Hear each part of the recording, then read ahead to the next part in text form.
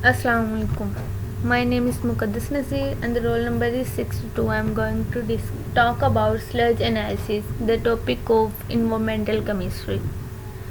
Sludge. What is sludge? Actually, I have discussed it before in my previous video that what a sludge.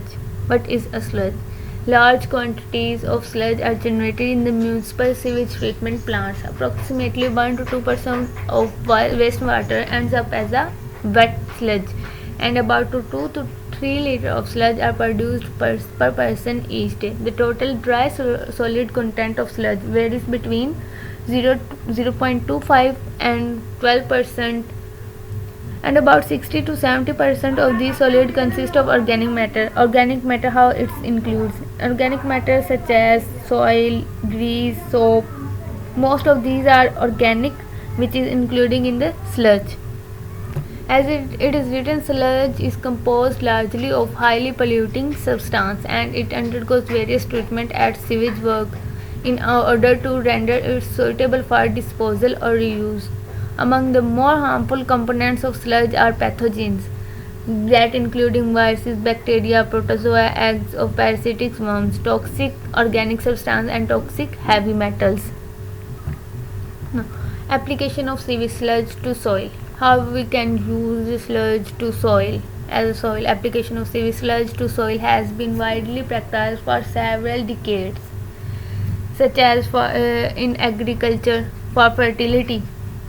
Sewage sludge has been applied agriculture soils, forest soils, and dedicated land disposal sites.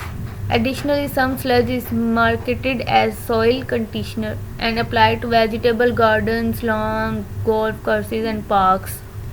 Typically, nutrient content of stabilized sewage sludge are nitrogen 3.3%, phosphorus 2.3%, and potassium 0.3%.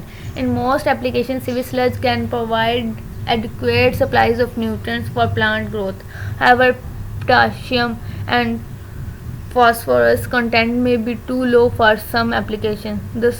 The suitability of sludge for particular soil application has to be carefully assessed, and several factors have to be considered, including the chemical composition of sludge, national and local standards, the type of land used, agriculture, forest, and the other site of characteristics, topography, distance to underlying groundwater, etc. Soil application of sludge is regulated by government authorities in order to avoid some of the potential problems listed below. Pathogens we have discussed, they are present in the soil, are present in the sludge, so could spread disease if there is a human exposure. Organic matter in sludge could cause odor problems and act as a breeding ground for flies, mosquito, and rodents, thus further increasing the potential risk of the disease. See how these nutrients are cause problem for if they are transported to groundwater and surface water. Nitrate contamination of groundwater is of special concern, as it may end up in drinking water.